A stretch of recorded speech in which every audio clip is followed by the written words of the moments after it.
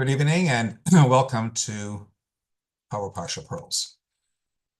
It's been 7 decades since we last heard from him, and all of a sudden, he makes an appearance in this week's Torah portion.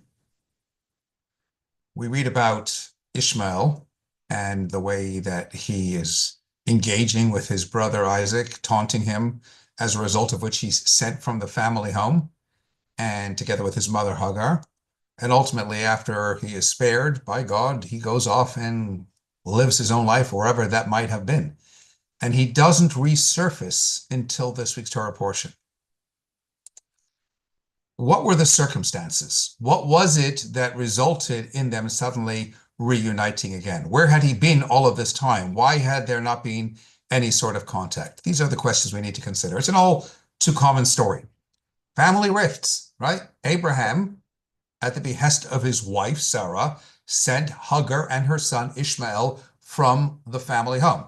Abraham, it was his son. It wasn't Sarah's son. It was her stepson. Abraham did not want to listen to his wife. God said what every Jewish man ultimately comes to learn: whatever your wife tells you to do, listen to her. And so he sends him away. You can only begin to imagine what must have been going on in Ishmael's heart and mind over all that time, especially when he faced seeming imminent death, and again, only was spared on account of God's graciousness. So when he goes off, you've got a family rift here, and that can often alienate parents, children, siblings, cousins, relatives, and for years, there can be silence and animosity, as indeed clearly there was over here, 7 decades. And it took the funeral of Avraham's passing to bring the families together again. There was a passenger in a taxi who leaned over to ask a driver a question and tapped him on the shoulder, and the driver screamed, lost control of the cab, nearly hit a bus, drove him over the curb, stopped just instance from a large plate glass window. For a few moments, everything is quiet, and then the still shaking driver said, "I'm so sorry, but you scared the daylights out of me." And the frightened passenger apologized to the driver and said, I didn't realize that a mere tap on the shoulder could frighten you so much. And the driver replied, no, I'm sorry. It's entirely my fault. Today is my first day driving a taxi. I've been driving a hearse for the last 25 years. So this week's portion, Chayei Sarah, records the story of Abraham's passing.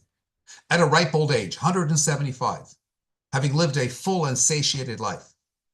He's buried, the Torah reports, by his 2 sons, Isaac and Ishmael, both. How does Ishmael suddenly make an appearance? Again, he had been persecuting, he had been chased away, but according to the Medrash, as much as he had vanished from the Abrahamic home as a young lad and never to return, he had in fact been visited twice by his father. And on both occasions, he wasn't home. On the first occasion, says the Medrash, his wife, not having any clue as to who Abraham was, refused this stranger who came to the door any bread or water, didn't let him in. And when he left, and Ishmael came home later, his wife said, "You won't believe some man came here today. Could you describe him?" She does. He realizes who it was. He divorces her out of anger for her stupidity. And he married another woman called Fatima. Yet again, Abraham visits, again not disclosing his identity, but this woman invites him in, and she gives him food and she gives him drink. And there, then, the Medrash says, Abraham stood and prayed before God that Ishmael's home should always be filled with good things. Of course, when he came home, his wife told him about everything that happened. And in that moment, he came to realize, after all this time, that his dad still loves him. And yet, still, he never appears in his old home. 7 decades, he never shows up again. And now, after 70 years of separation, he makes an appearance. What are the circumstances? Abraham passes away. The funeral is being held in his hometown. So Ishmael shows up to pay respects. Only when Abraham passes away do the brothers walk side by side after the coffin. I know we're getting images here, perhaps, of when the queen died and the princes, and et cetera, but here in a subtle way, by recording this detail, which you might argue is otherwise not really all that relevant, the Torah is communicating to us very subtly a very important message. It's cautioning us against the reality that transpires in many a family where it takes a funeral, God forbid, to bring the siblings under one single roof. There was a movie some years ago called Avalon about a Jewish family in Baltimore. The family had the custom of eating Thanksgiving dinner together every single year. And the uncle, who is the elder of the family, has the honor of cutting the turkey. And one year, the uncle arrived late. And the family are getting restless. And he's still arriving later than expected, so one other of the family member cuts the turkey. When the uncle finally arrives and sees what they did, and he sees that someone else had taken his place in cutting the turkey, and he sees that they didn't respect him to wait for him, he goes ballistic and he storms out, and he never comes back for Thanksgiving dinner again. And then near the very end of the movie, one of the brothers dies, and the uncle, now considerably older and walking on a cane, comes to the funeral. And when the body is lowered into the ground, he weeps inconsolably, refusing to be comforted, and says in a plaintive voice, "Who am I going to fight with now? Who am I going to fight with now?" Now, I bet if I asked a whole room of people how many may be on outs with family members, be it parents, children, siblings, or whoever else besides, in-laws, aunts, uncles, I bet that an awful lot of hands would go up. So it's never worth asking the question. But the bottom line is, sometimes parents quarrel and the children are the victims. I remember a bar mitzvah that I conducted. The kid ended up with 2 bar mitzvah parties because his father would not go to the one his mother had, and his mother wouldn't go to the one that his father had. So lucky, lucky classmates, 2 parties, 1 bar mitzvah, 2 parties. Lucky, lucky caterer, lucky, lucky musicians, lucky, lucky florist. Poor, poor kid. I heard a story from a colleague about how a mother and a child came to see this rabbi in his study. And the woman said, "I don't want my no-good ex-husband to get an aliyah, a call-up at my son's bar mitzvah, because I pay the synagogue fees and I pay the cheder tuition, not he. He left me for that loser that he's married to. I don't want him to have a call-up. That's my final word." And the rabbi turned to the bar mitzvah boy and he said, "Well, how do you feel about this? Do you want your father to have a call-up at your bar mitzvah or not?" And the boy stared intensely at the carpet, staring at it as though he was examining every single inch of it intently. And finally, he shrugged his shoulders and he said, "I don't care." That boy cares. Believe me, he cares. But his parents were too busy using him as a football against each other to realize how much he cares, to realize what they were doing to this child. And sometimes the rifts in the families are so bad that, unlike in the Ishmael episode of our Torah portion, even a funeral doesn't bring them together. I get a call to officiate at a funeral. I say to the mother, "Can I meet with the family the night before?" And there was a long silence. Finally, "I'm sorry, Rabbi, but you can't meet with them." "Why? Is one of them out of town? Are they not available?" And again, a long silence. And she says, "No, it's because the boys are on the outs with each other. They've been angry with each other for years, and they will not be in the same room with one another." And when I did a funeral where there were 2 brothers present and they refused to speak to one another, such that they ended up coming in separately, walking out separately, turning their backs to one another, you've got to wonder, wow. And then there's the time I got a phone call, "Are you allowed to do 2 unveilings? 2 stone settings, as we call them in this country?" At first, I didn't understand the question. According to Jewish law, you don't even have to do 1 stone setting. But I asked why on earth they wanted 2, and I was told, again, children aren't speaking to each other. They're in court fighting over the inheritance. They don't want to stand near each other. Could we please have 2 stone settings? So quick as a flash, as one does in the rabbinate after enough years, I made up a brand new ancient true Jewish tradition. I said, you're not allowed to have even 1 stone setting unless all the children are there together. Well, that did the trick. I met with them. I worked with them. They created some amicability and were able to speak to each other. And then we had the stone setting. For what would it have meant to the father to have 2 children who were at each other's throats at his tombstone's unveiling? I mean, grudges. What is it with people and grudges? Brigus. Everybody knows the word. Everybody seems to love to have one. And people hold on to their anger and their grudge for so long. What is it?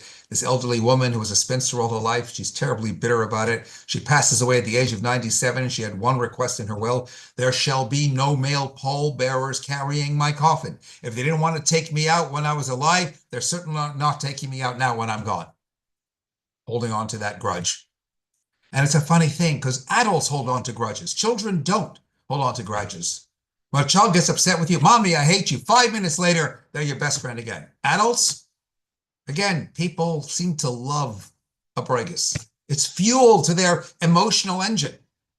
But when you think about it, it makes no sense. Adults are mature. Children are immature. Why does the child abandon the grudge while the adult can let it linger for days, weeks, months, sometimes even years, or a lifetime without speaking to another?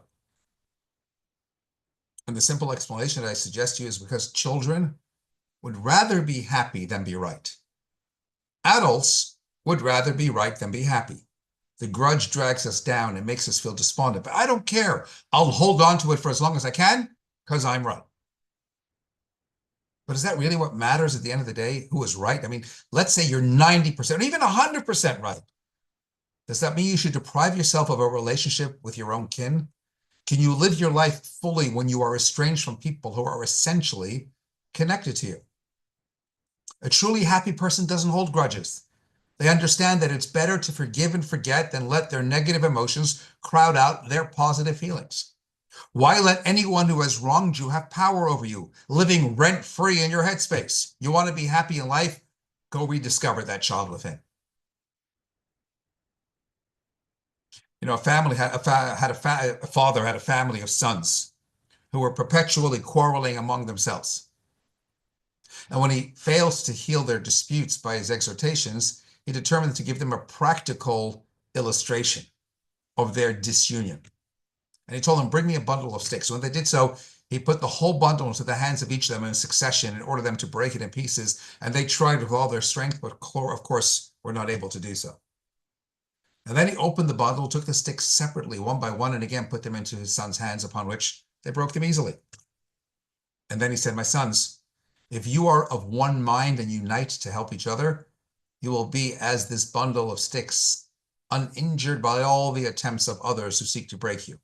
But if you are divided amongst yourselves, you will be broken as easily as these sticks." Is that then not the reality of what happened to the Jewish people in the Second Temple era?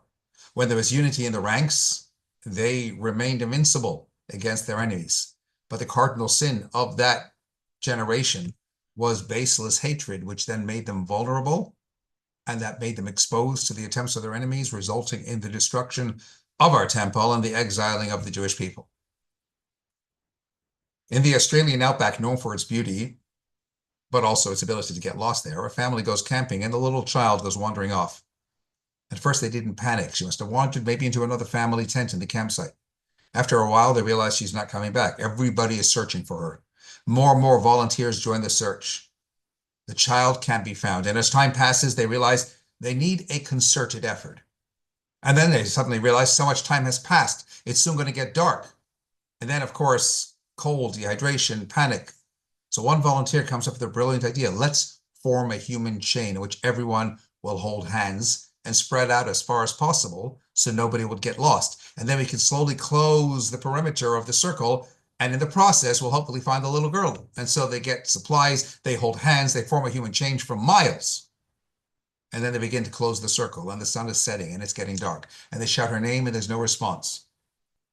They feel determinedly that they will find her. It's already dark. No one can see anything. And just as they're about to give up, somebody spots a little girl curled up against a tree, and they run over, and she's barely breathing. You can imagine the reaction. Everyone is weeping and praying for this little girl.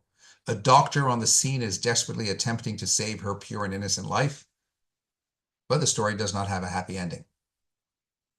One volunteer who had been there from the very beginning called out with great anguish, "Why? Why? If we could have only held hands sooner." No family is perfect. Family are like chocolate fudge, mostly sweet, but with a few nuts. In fact, the only families I know that are supposedly normal are the families I don't know. Yet being imperfect is not an excuse for discord and conflict. Don't wait for the funeral and say, if we could have only have held hands sooner. The story of Yishmael being recorded suddenly in the Torah again at the funeral of Abraham teaches us, make the call, and if they don't pick up, call again and again. We have to ensure that we are united by life, not only